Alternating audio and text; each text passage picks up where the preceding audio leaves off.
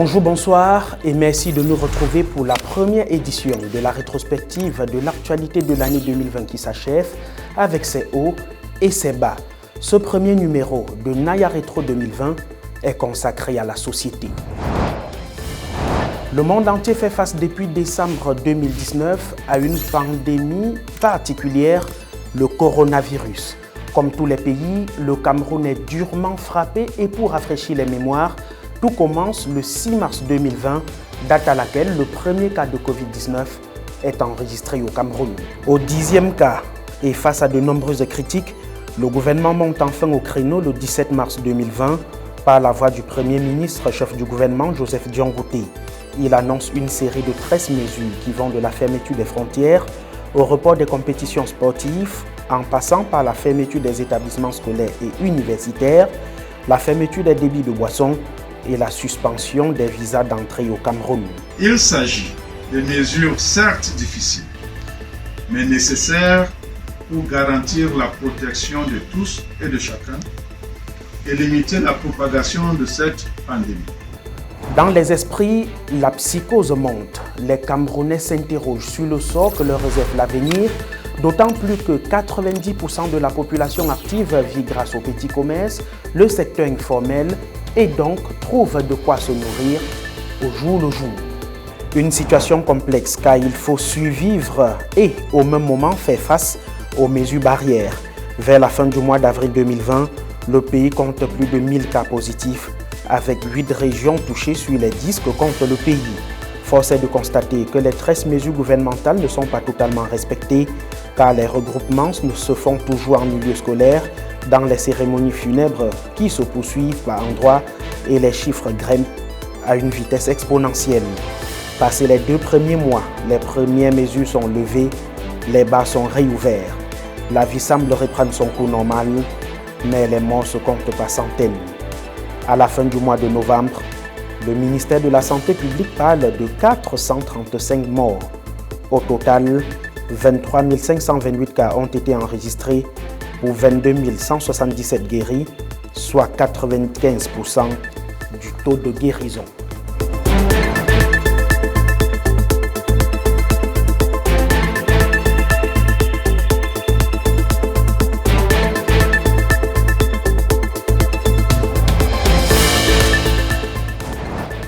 En dépit de la situation qui préoccupe, le président de la République du Cameroun est presque introuvable.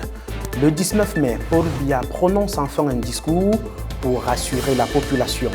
Un signe de vie pour une certaine opinion qui reste sceptique. Aujourd'hui, le contexte est différent. Comme la plupart des pays du monde, le Cameroun est atteint par le Covid-19. Notre système de santé est mobilisé pour combattre cette grave maladie.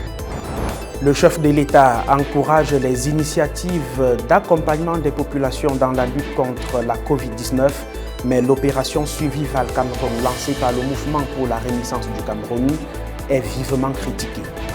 Les militants du MRC vont, malgré l'interdiction de l'opération par le ministre de l'administration territoriale Paul Atangandi, collecter plus de 650 millions de francs CFA utilisés pour la fabrication des gels hydroalcooliques, des masques qui se font ensuite distribuer gratuitement à la population.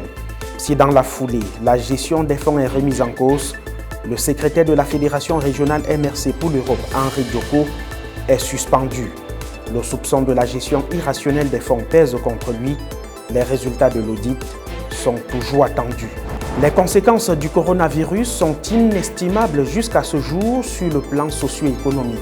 Perte d'emploi, économie fragilisée, et nous en parlerons plus longuement dans le prochain numéro de cette rétro. L'éducation est touchée de plein fouet par la pandémie et malgré la crise sanitaire.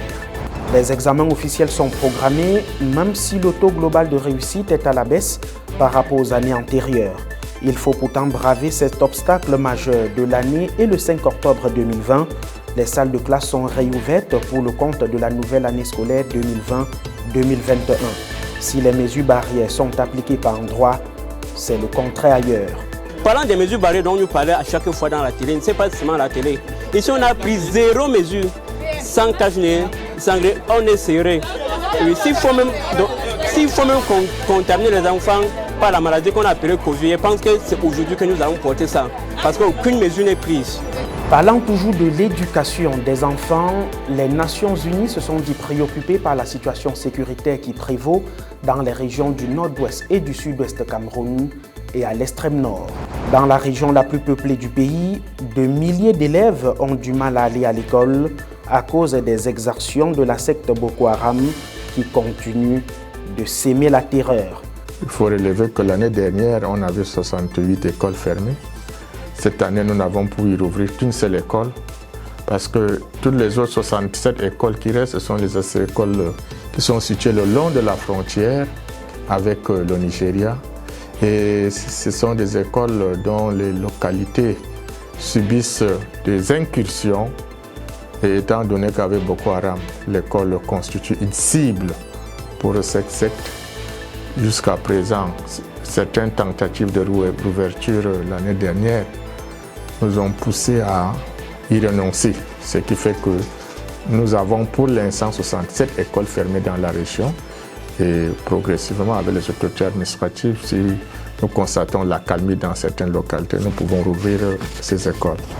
Du côté du nord-ouest et du sud-ouest, l'on parle de plus de 600 000 élèves déplacés qui suivent plus ou moins les cours dans des conditions déplorables en zone d'accueil depuis maintenant 4 ans. Plusieurs ont perdu la vie, notamment à Kumba et à Ngabou. Nous en parlerons plus largement dans notre prochain numéro qui sera consacré à la rétrospective de l'actualité politique. Et puisqu'on parle sécurité, restons-y avec une année particulièrement mouvementée avec les cas d'explosion de bombes ou d'engins dans la ville de Yaoundé. Le 2 novembre dernier, au moins 9 personnes sont blessées suite à l'explosion d'un engin improvisé dans un bar à Yaoundé, quartier Nsam. Une importante déflagration ayant endommagé le mur de l'enceinte ainsi que la toiture du snack bar crée davantage la psychose. C'est en effet la 4e fois qu'une explosion similaire est enregistrée dans la capitale en quelques mois seulement.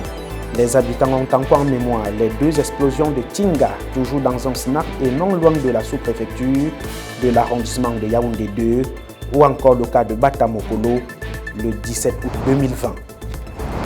Il convient de rappeler qu'aucune explosion n'a été revendiquée. Les autorités, par la voix du ministre de la Communication René Emmanuel Sadi, disent avoir pris les dossiers en main.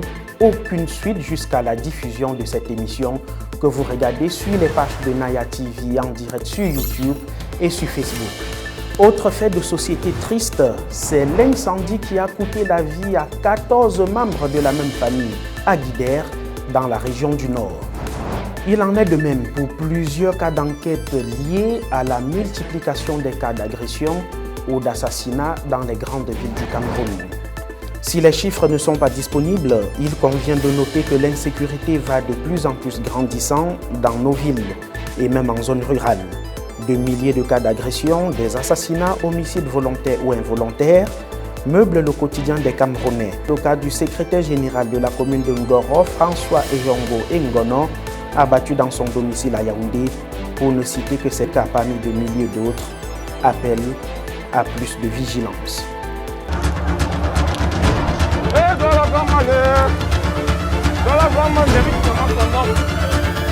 Ils me veulent du mal.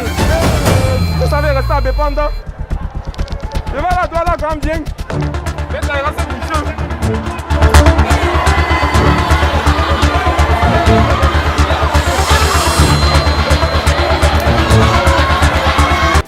Autre fait de société moins triste mais qui suscite des interrogations, c'est l'effet Grand Mall avec ses escaliers roulants à Douala. Depuis l'ouverture du plus grand centre commercial d'Afrique centrale en novembre 2020, ce sont ces escalators plus connus sous le nom d'escaliers roulants qui font parler d'eux. Loin de la beauté du gigantesque site, le fait insolite, c'est le nombre d'accidents causés par les escaliers en question. La raison est toute simple. Les milliers de visiteurs n'ayant jamais utilisé ces escaliers et ne maîtrisant donc pas le mode d'emploi se renversent au quotidien. Certains s'en sortent avec des blessures, d'autres font l'objet des moqueries. Selon les témoignages de certains vigiles sur place, Au moins 20 personnes dérapent sur ces escalators chaque jour depuis l'ouverture du centre. Plusieurs citoyens appellent les responsables du Grand Mall, situé non loin de l'aéroport international de Douala, à diriger les usagers afin d'éviter le pire. L'autre curiosité, c'est une réalité tout de même, c'est la seule structure disposant actuellement des escalators fonctionnels au Cameroun. De milliers de citoyens se sont jusqu'ici contentés des images à la télévision. De moins jeunes avaient néanmoins utilisé les escalators dans les espaces commerciaux tels nos aéroports à l'époque ou à l'immeuble Tebela à Yaoundé. C'est aussi ça le Cameroun avec ses insolites du Grand Mall. Stop et fin de la page Naya Rétro Société. Tout en vous suggérant l'utilisation rationnelle des réseaux sociaux, je vous retrouve dans quelques jours seulement pour un point sur l'actualité de l'économie camerounaise en 2020.